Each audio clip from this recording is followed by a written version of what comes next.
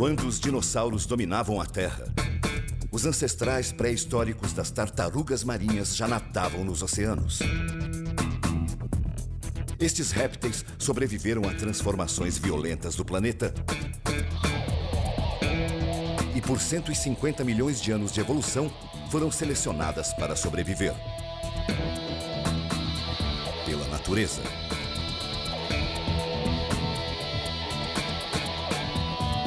No último século, entretanto, foram quase aniquiladas numa guerra sangrenta e foram condenadas à extinção pelo homem. Agora, um grupo de improváveis guerreiros entrou nesta guerra. Guardiões que protegem a última linha de defesa contra a extinção das tartarugas marinhas brasileiras.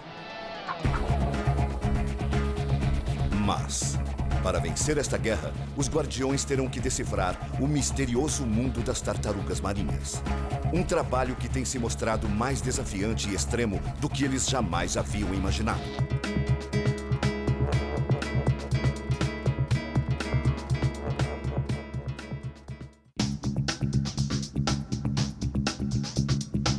Praia do Forte, Bahia, costa nordeste brasileira. Aqui, todos os dias as tartarugas marinhas travam batalhas contra o seu próprio desaparecimento. Alice Grossman é bióloga. Ela trabalha para salvar as tartarugas marinhas há 12 anos. Parece que tá todo mundo bem aqui. Eu queria trabalhar com bicho.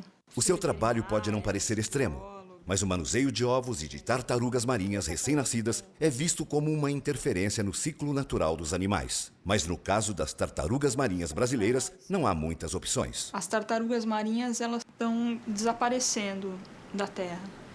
E o meu trabalho é fazer com que isso não aconteça.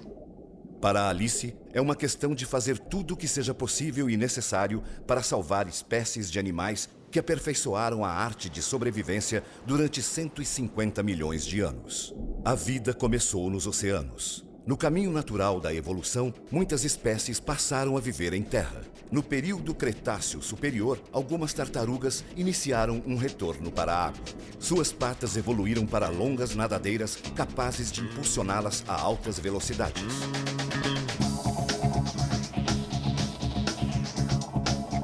Espécies como a tartaruga de pente podem viajar mais de 4.000 quilômetros, enquanto outras, como a tartaruga de couro, podem mergulhar a mais de 300 metros de profundidade.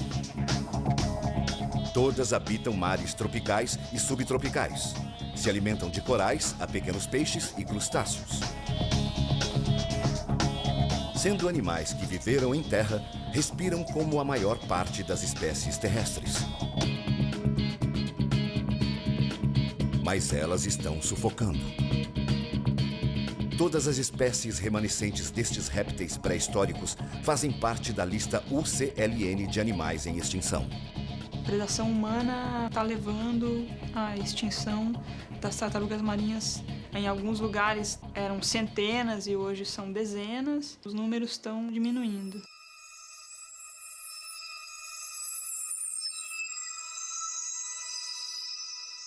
Atol das Rocas, Oceano Atlântico, 270 quilômetros da costa nordeste brasileira.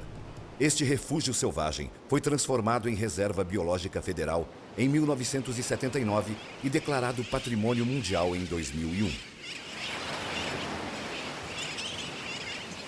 Um paraíso seguro para muitos tipos de criaturas marinhas. E um dos poucos lugares na Terra onde é possível observar o ciclo completo de tartarugas verdes, do nascimento à maturidade. Estamos em meados de abril, temporada de desova para as tartarugas marinhas do Atol das Rocas.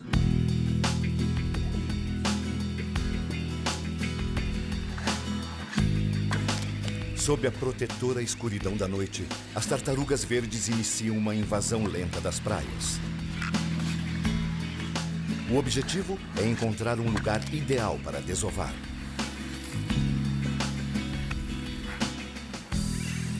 Pesando até 250 quilos, este processo pode levar de 1 a 3 horas.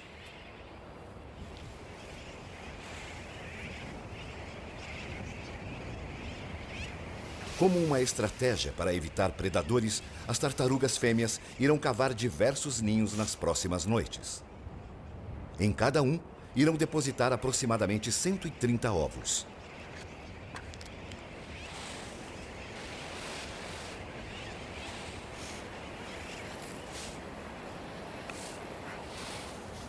Cada gestação produz, em média, 700 ovos.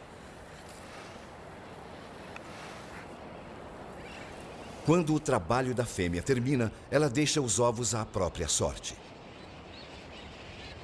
Todos serão incubados pela areia e pelo sol durante os próximos 50 dias.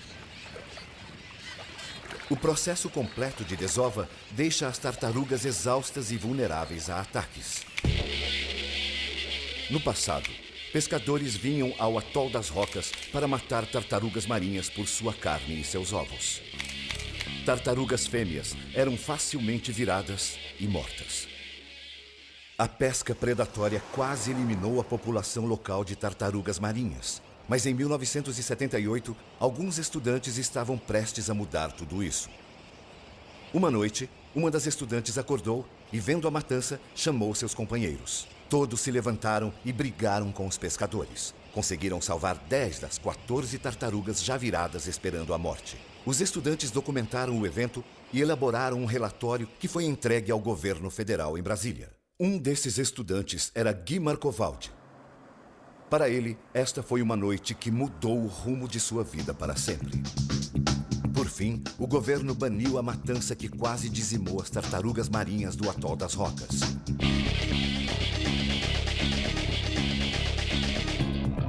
Mas o Brasil tem uma costa com mais de 7.000 quilômetros de extensão, centenas de praias isoladas, desenvolvimento litoral maciço e desordenado e uma volumosa e não supervisionada indústria pesqueira. A batalha pelo Atol das Rocas talvez tenha sido ganha, mas os estudantes iniciaram uma guerra que havia apenas começado.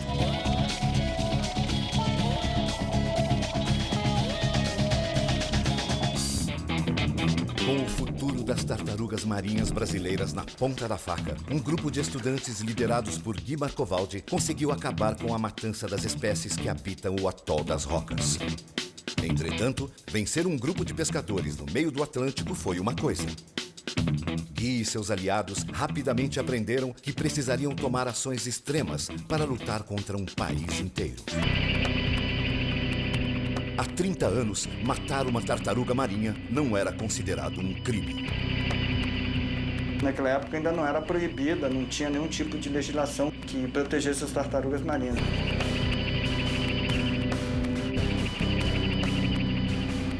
Algumas espécies eram mortas pela sua carne e ovos, enquanto outras, como a tartaruga de pente, era valorizada pelo seu casco.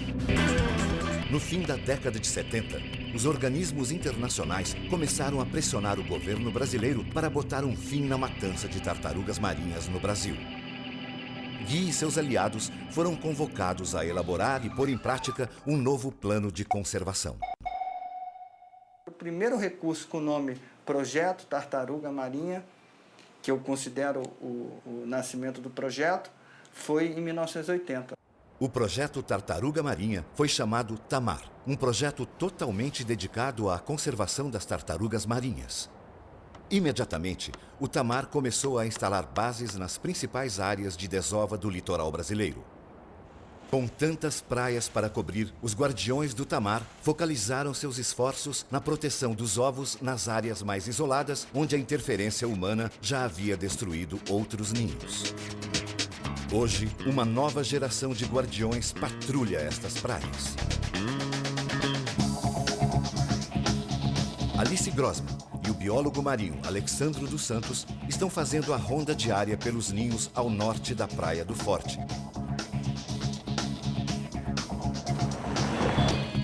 Existem apenas 7 espécies de tartarugas marinhas nos oceanos do planeta. 5 delas dependem das praias brasileiras para desovar. Há 30 anos, a coleta predatória de ovos e a matança de tartarugas fêmeas estavam empurrando a existência das espécies brasileiras pelo abismo. Quando o programa começou, a estratégia era deslocar cada ovo encontrado nas praias monitoradas para áreas protegidas.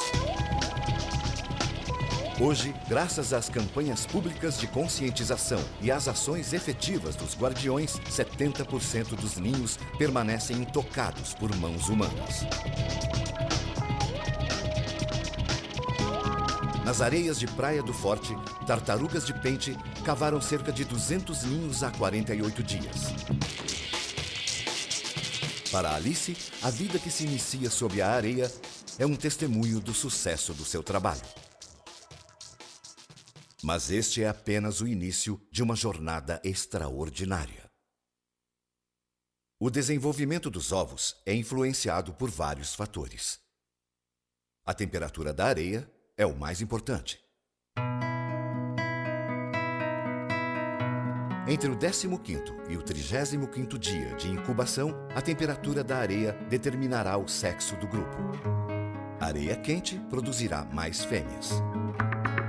Estes pequenos pontos pretos são pequenos dentes externos das tartarugas marinhas.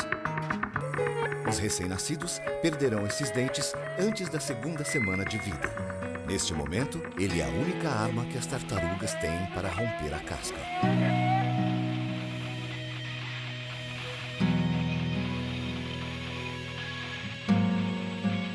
Quando a casca é rompida, fluidos amnióticos jorram para fora do ovo.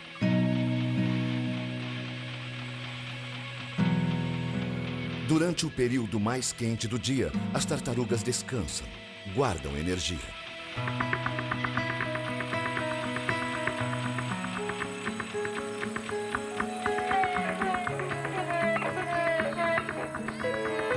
Enquanto o sol se põe e a temperatura da areia diminui, as tartarugas ficam agitadas.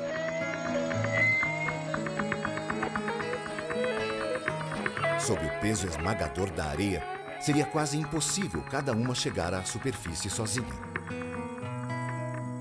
Então, as tartarugas trabalham em conjunto, subindo juntas.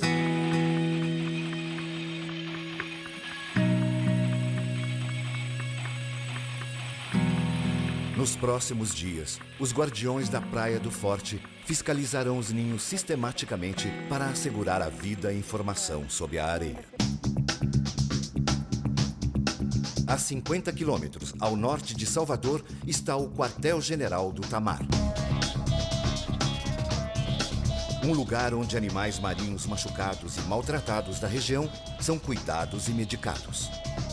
Esta tartaruga estava sendo mantida ilegalmente dentro de uma casa com arames presos ao redor do seu casco para evitar que escapasse.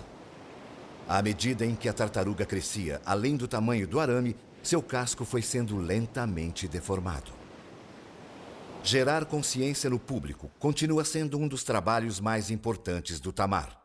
Nestes tanques, visitantes podem ver 4 das 5 espécies que habitam as águas brasileiras. A única espécie não representada aqui por um espécime vivo é a maior de todas as tartarugas, a gigantesca Dermocheles coriacea, a tartaruga de couro. Aqui a gente tem essa réplica em tamanho natural para que os visitantes possam conhecer um pouco mais sobre essa espécie. Ela é a maior espécie de tartaruga marinha, ela chega a medir 2,5 metros e pesar quase 900 quilos. Tartarugas de couro são extremamente raras. Quando uma delas surgiu morrendo nas praias de Alagoas, os guardiões correram para socorrê-la. Esta tartaruga de couro provavelmente perdeu a nadadeira dianteira por causa de uma rede de pesca. Todo o esforço foi feito para devolvê-la ao mar. Alguns dias depois, entretanto, ela foi trazida por uma correnteza oceânica para uma praia perto de Praia do Forte. Os guardiões lutaram para salvá-la, mas muito fraca, ela não resistiu.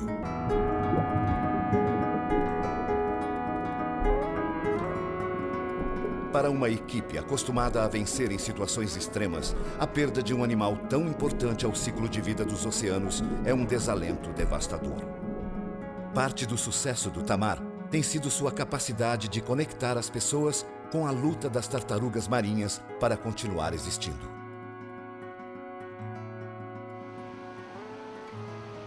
A força para seguir lutando está na esperança de novas vidas.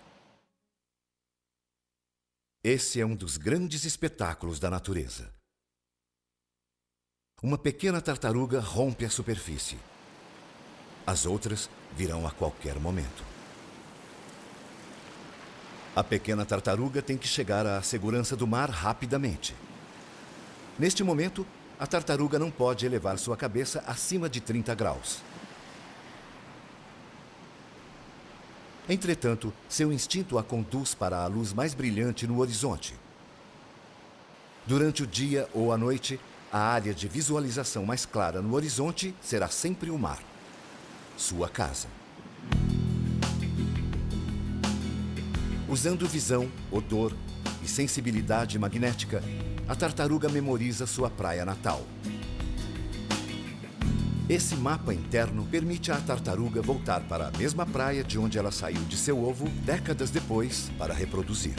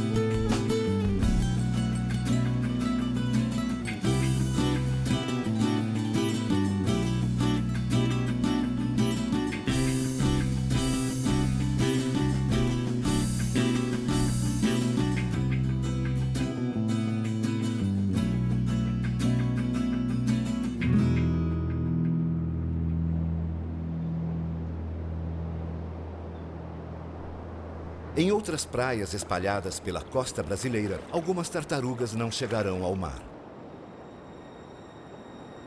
Sua primeira noite será a última.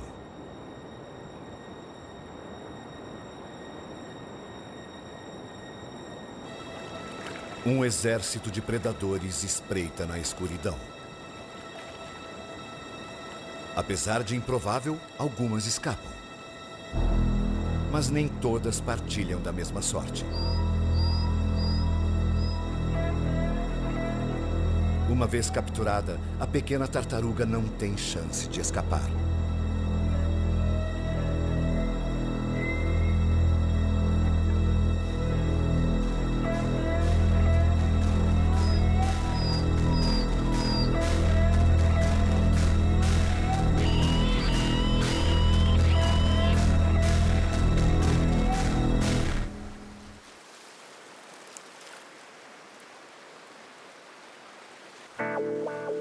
Nasce o sol. Centenas de tartarugas ainda não conseguiram chegar ao mar. Ficar presa na areia e exposta ao sol forte pode levar a uma morte dolorosa. A areia é montanhosa e o mar não facilita nada. Apenas uma em cada 1000 tartarugas marinhas chegará à idade adulta.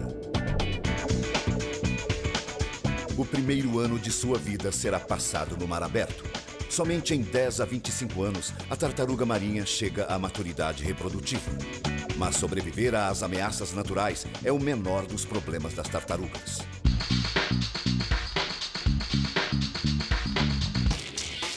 Poluição e lixo jogado ao longo da costa afeta toda a vida marinha litorânea. Tartarugas verdes que se alimentam de algas e águas vivas comem sacos plásticos e outros materiais por engano e se engasgam até a morte. O desenvolvimento urbano ao longo da costa está afetando o meio ambiente de forma determinante e atingindo em cheio o ciclo de vida das tartarugas marinhas. Edifícios criam sombras nas praias, esfriando a areia, provocando uma diminuição no número de fêmeas. Luzes artificiais assustam fêmeas que terminam não encontrando as praias onde nasceram. Essas luzes podem ainda desorientar tartarugas recém-nascidas. Cada vez mais o destino da tartaruga marinha está nas mãos do homem. E a sua existência depende de tornar antigos inimigos em aliados.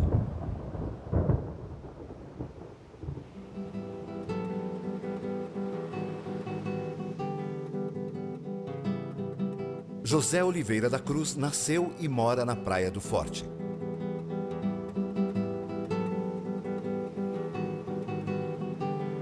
Ele depende do mar para a sobrevivência de sua família. De primeira pegava mais peixe, hoje em dia a gente pega menos peixe. Agora, quando a gente bota a rede, quando eu boto 3 maios, aí acontece às vezes a gente pegar. Uma vez eu peguei 30 quilos de peixe, de uma vez só, de uma botada só, eu peguei 30 quilos. Pescando, pega 5, 6 quilos. José é um homem do mar.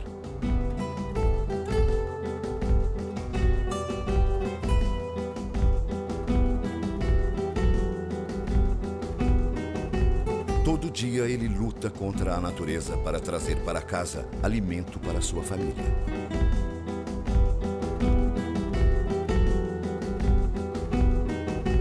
Ele é uma testemunha e vítima da diminuição da fauna marinha.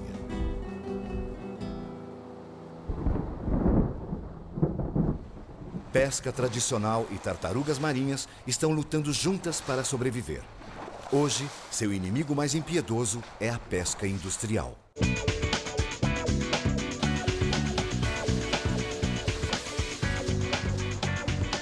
A menor das tartarugas marinhas brasileiras é a tartaruga oliva. Ela se alimenta basicamente de camarões.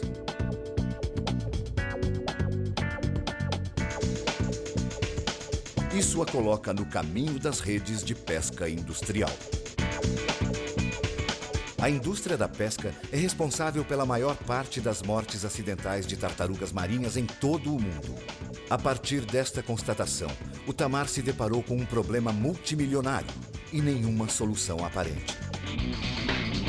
Pesca de linha e de rede não são práticas seletivas. Encontrar formas de modificar a prática pesqueira sem prejudicar os ganhos dos pescadores não seria fácil. Gilberto Salles é oceanógrafo e diretor de um novo programa criado pelo Tamar para trabalhar com a indústria pesqueira. Se usa para a pesca do espinhel.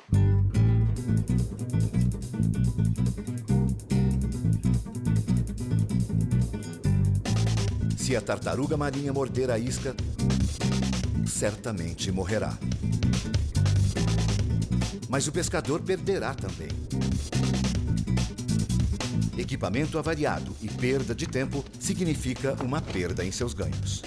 Esse anzol circular, por exemplo, ele é arqueado, é mais voltado para dentro, e a tartaruga, pela forma de embocadura dela, tem mais dificuldade em ser fisgada.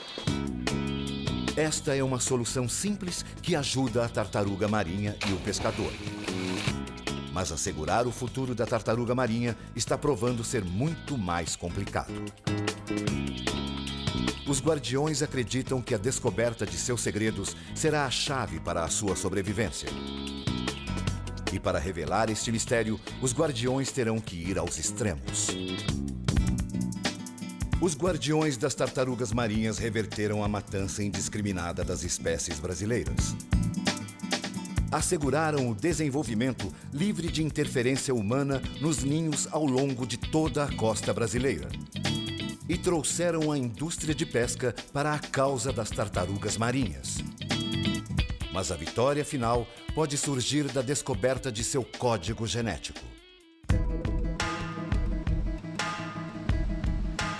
O arquipélago de Fernando de Noronha é um paraíso no meio do Oceano Atlântico. Está localizado a 545 quilômetros da costa nordeste brasileira.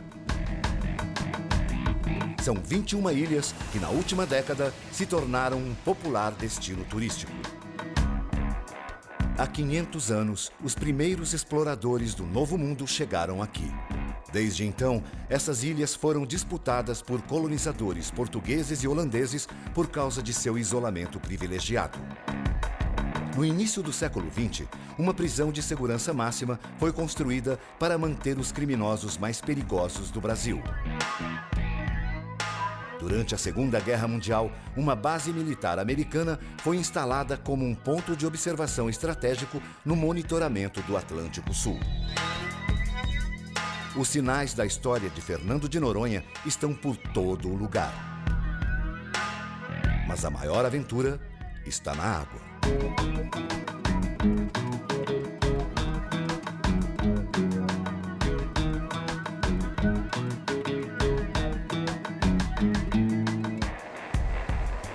Fernando de Noronha é famosa por sua população de golfinho rotador. Este é um dos únicos lugares do mundo onde esta espécie pode ser observada perto da terra firme. Mas os golfinhos não são os únicos animais que são protegidos neste santuário.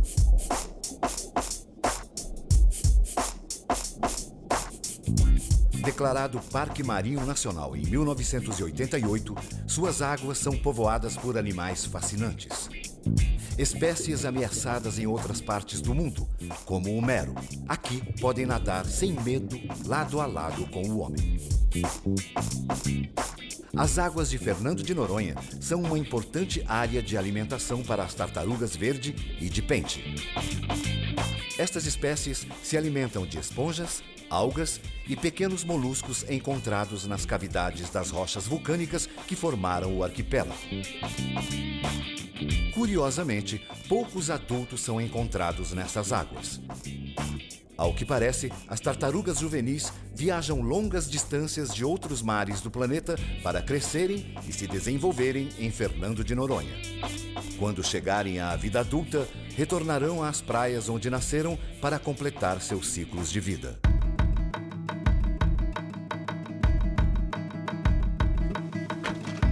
Gui e Alice vão embarcar numa missão especial.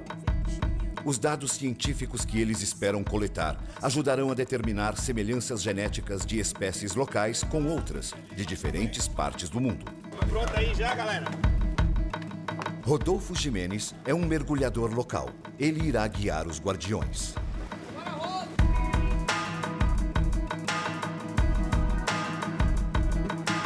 Os mergulhadores discutem a estratégia da operação e decidem qual o melhor ponto para mergulhar. Beto, vamos seguir o rumo da biboca. Subitamente, surge um grupo de golfinhos. Segundo os cientistas, eles nadam na frente do barco para distrair intrusos. Enquanto o grupo principal, composto por fêmeas e filhotes, passam ao longe.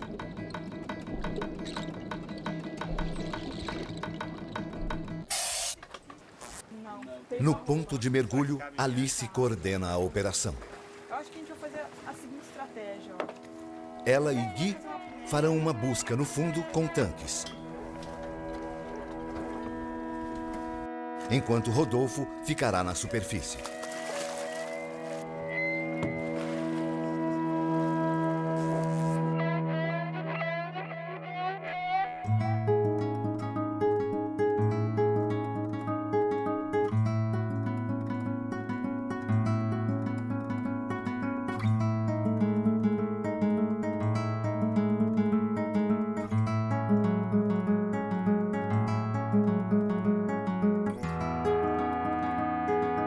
Depois de quase 1 hora de busca, nenhuma tartaruga foi encontrada. Lidar com um animal selvagem é assim, né? Eles não estão aqui, não estão domesticados, não estão sempre onde você imagina que eles estão. Então faz parte da dinâmica delas mesmo, né? Sair um pouquinho e voltar. Mas acho que o Rodolfo vem vindo com alguma lá, ó. Para capturar uma tartaruga marinha no mar aberto em apneia é fácil, quando você sabe o que fazer. Você se aproxima fora do ângulo de visão dela, descendo direto sobre o casco dela. Você tem que perseguir até cansar e ela encerrar o fôlego dela para que você consiga capturá-la. A bordo do barco de pesquisa, Alice realiza a operação de registro padrão. Esta marca funciona como uma identificação do indivíduo e possibilita a outros pesquisadores em outras partes do mundo identificá-la quando recapturada. Toda vez que eu mergulho e marco uma nova tartaruga, eu estou abrindo um espaço para uma grande descoberta. Na base Itamar de Fernando de Noronha, localizada na Praia do Sueste, Alice usa o banco de dados para cruzar informações dos espécimes encontrados. Com essa marca, a gente vai poder procurar em todo o nosso banco de dados, que já tem mais de 10 anos, qual foi a primeira captura dessa tartaruga e quantas capturas ela teve até o dia de hoje. E com isso a gente consegue entender se ela cresceu ou não, se ela está no mesmo lugar ou se ela mudou de lugar.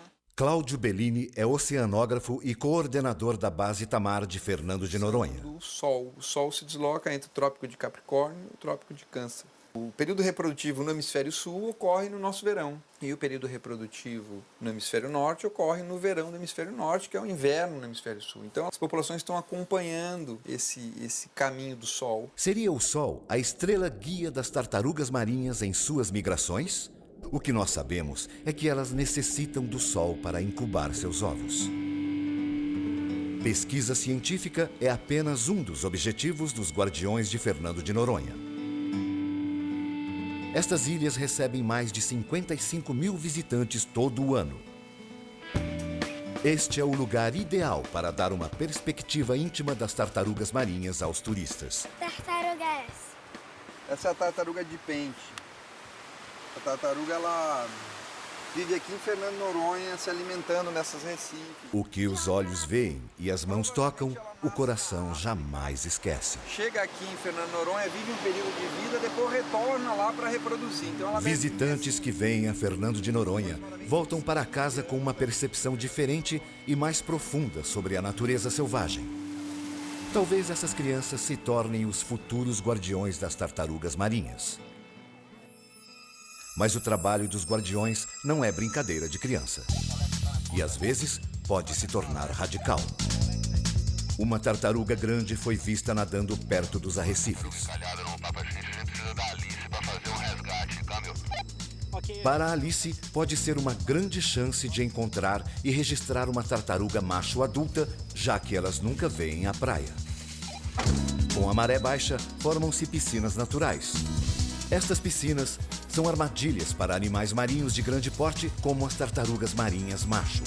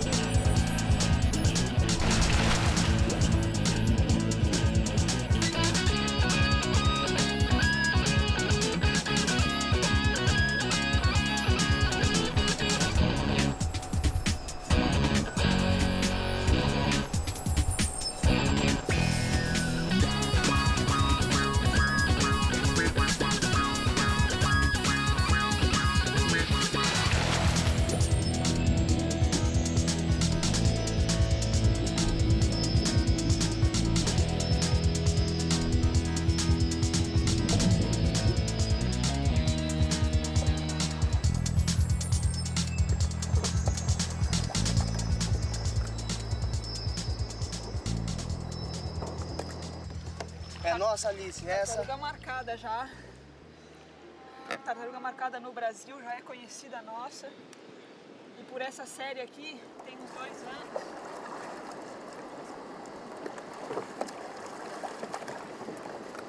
Vou tirar uma amostra. Hoje, as tartarugas marinhas contam com ciência e tecnologia para sua sobrevivência. Um pedaço de sua pele é extraído. Essa operação é inofensiva para o animal. O material orgânico é enviado a um laboratório genético para a análise de DNA. No laboratório genético, o primeiro passo é extrair o DNA do núcleo da célula da tartaruga marinha. Uma vez extraído o DNA, as moléculas são submetidas a uma carga elétrica. Esse procedimento é chamado de análise eletroforese. Doutora Camila Indiani, especialista em biologia genética.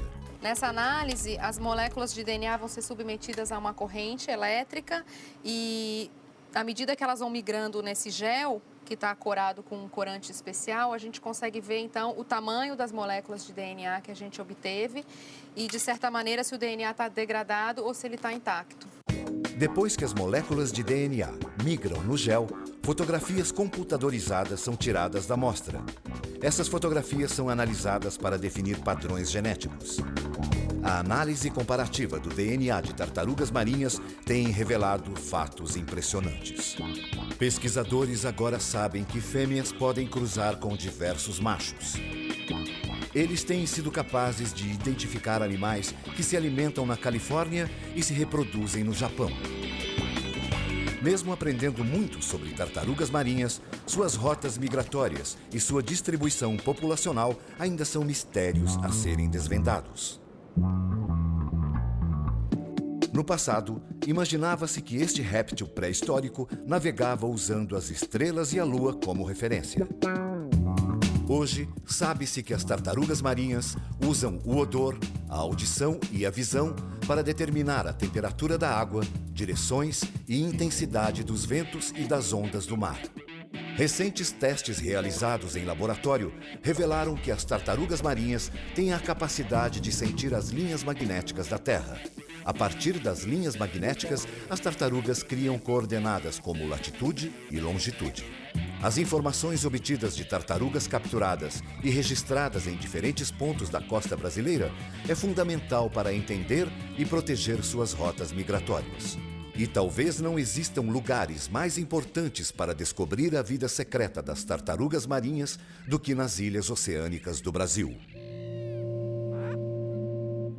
Como parte de um acordo com a Marinha do Brasil, pesquisadores viajam a locais distantes, como a Ilha de Trindade. Esta ilha é localizada a 1.200 quilômetros da costa brasileira. Os únicos habitantes deste isolado pedaço de terra são seus animais selvagens e 32 soldados brasileiros.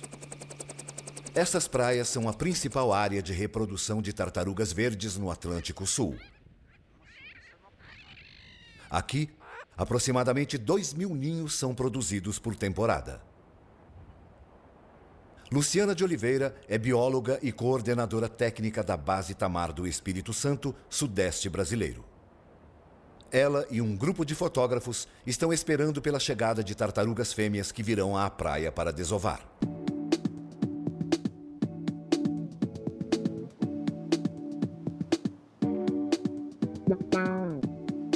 Depois que a tartaruga marinha termina a desova, Luciana inicia seu trabalho. A fêmea é marcada e medida. Encontrar fêmeas marcadas num lugar tão remoto pode trazer novas perspectivas nas rotas das tartarugas marinhas. Não há muito tempo, uma tartaruga marcada na Ilha de Ascensão, localizada a 2.100 quilômetros de distância, foi encontrada aqui. Mas para revelar o segredo sobre a habilidade de navegação das tartarugas marinhas, a marcação e registro não são o suficiente. Em colaboração com o pesquisador norte-americano Jack Fraser, do Instituto Smithsoniano, o Tamar instalou transmissores de sinais via satélite em 8 tartarugas careta-careta. Uma vez colados no casco da tartaruga, os transmissores deverão enviar sinais para o satélite, que depois serão retransmitidos para os computadores do Tamar. Se os transmissores funcionarem, os pesquisadores poderão ter um registro das rotas migratórias das tartarugas marinhas após a desova. Com a ajuda de alta tecnologia, os segredos das tartarugas marinhas começam a ser revelados. Animais dos locais mais isolados do Pacífico Norte foram geneticamente associadas a espécimes encontrados em outras partes da Terra. Mas o rastreamento via satélite poderá abrir uma nova janela para a compreensão de suas vidas. No quartel-general do Tamar, os primeiros sinais das tartarugas começam a ser descarregados nos computadores dos guardiões. Essas informações irão ajudar a localizar áreas de alimentação e outros locais que necessitam de proteção. Mesmo com o sucesso tecnológico do Tamar, os guardiões ainda terão que lutar pela sobrevivência das tartarugas marinhas brasileiras. Uma vida de cada vez. Recentemente, outra tartaruga de couro foi encontrada morrendo numa praia a 60 quilômetros de Praia do Forte.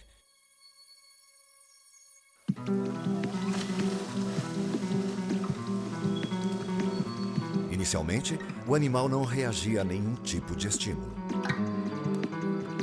Uma combinação de energizantes e antibióticos foi dada à grande tartaruga macho.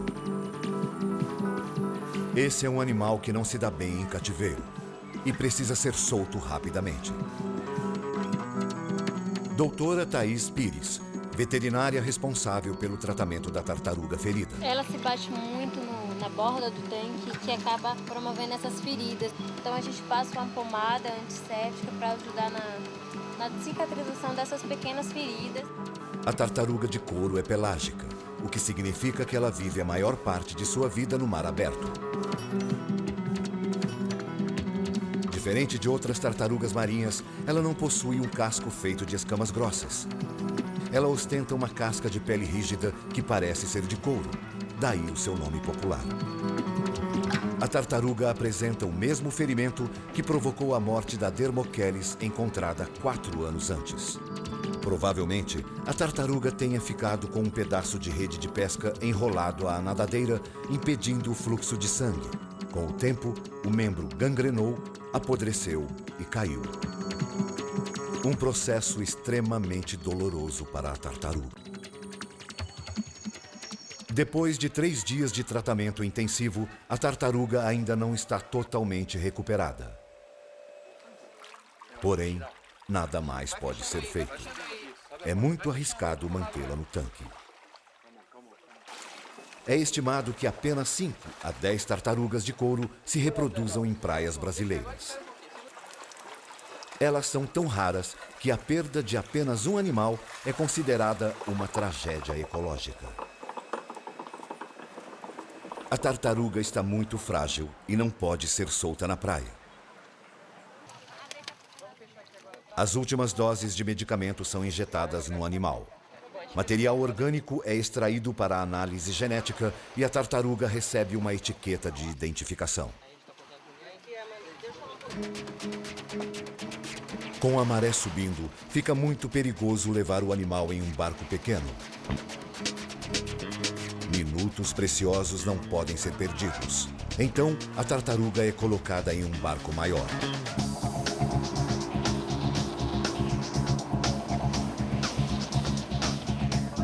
No ponto de soltura, é necessário um grupo grande de homens para colocar a tartaruga na água.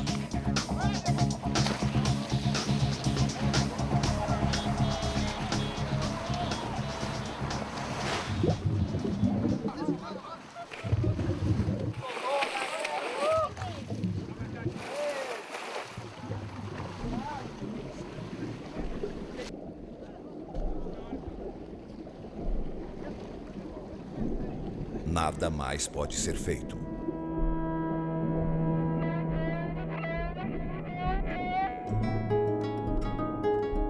A perda da nadadeira pode ser fatal e só resta esperar.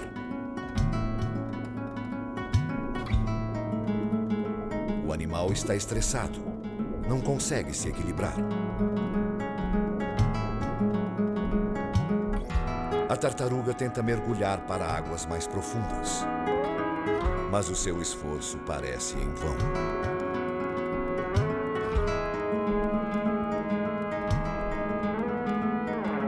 De repente, a tartaruga gigante consegue mergulhar para o azul.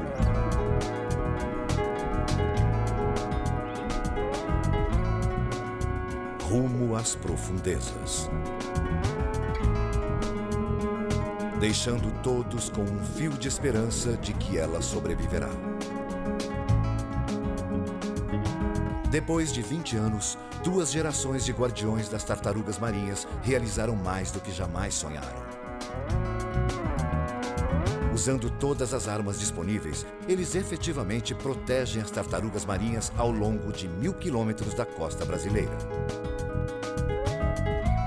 Eles criaram a consciência nacional que é refletida num crescimento espetacular nos níveis de eclosão em praias do Brasil.